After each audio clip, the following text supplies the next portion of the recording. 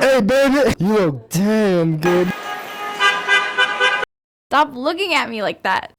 I commute on the subway from Fordham Road to the city nearly every day for work. I have been whistled at, yelled at, followed, and physically pushed out of the way by random men while walking to the train or to work. You looking fine tonight. I think it's an interesting, kind of difference that I've seen, at least, of where I know most of my close girlfriends have at least gotten catcalled or harassed walking up and down Fordham Road. But something that I've noticed, too, is the difference that when I'm with them, or at least another guy's with them, the guy or people still look, but they don't necessarily harass, or they aren't as aggressive. So it's this weird kind of dynamic where if there's another male presence, then they kind of back off, and it makes me feel weird because I feel like I'm in this weird position of power myself. I have to be there in order that girls don't have to be harassed anymore, whereas girls just shouldn't have to be harassed.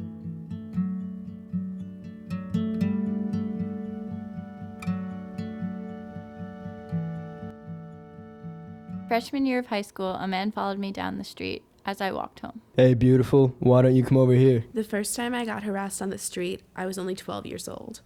I was walking home from school and a car of boys drove by. They threw a bottle at me and told me that I was a huge slut. I was wearing a floor-length winter coat. Where are your clothes? If you wear that, you're trash. This is my body. The only thing that I own entirely. And it will carry me to greatness somehow. God, you can't even make a joke without some chick freaking out about the rape culture. It's nice when people think you're pretty. They're nice to you. But then they're too nice. And then they're not nice at all. I've had girls tell me that self-worth is based on how many guys a girl has kissed. The more guys, the better a girl is socially. Yet at the same time, she's a slut for that. And she was just another slut at the party. She deserved it. And I hear a girl cry, and I notice the sound, it comes from my own mouth, and I hear your words. What have I done now? What have I done now? I like the way you're walking, girl. I see it when they're looking at me.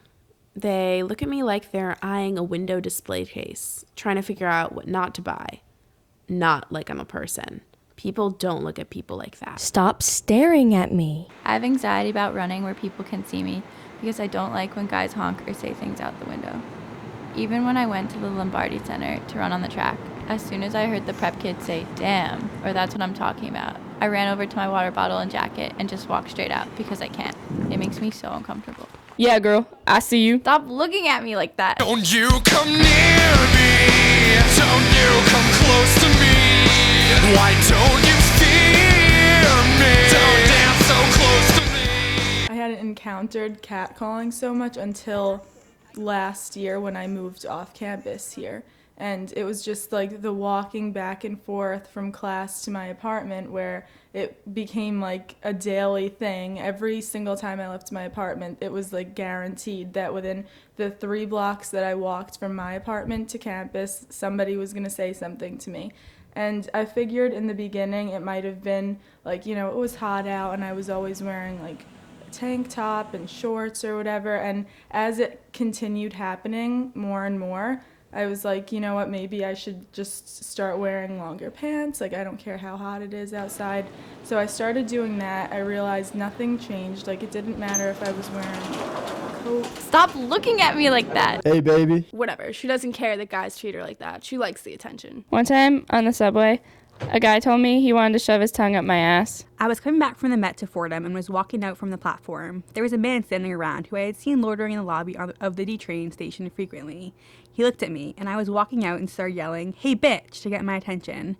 And I picked up my pace, but I could hear his voice near behind me. I quite literally ran halfway down Fordham Road until I looked behind me and he was not there. You look damn good, girl. A guy once told me he wanted to fuck me until I was dead because I didn't respond when he told me I looked like a sexy whore.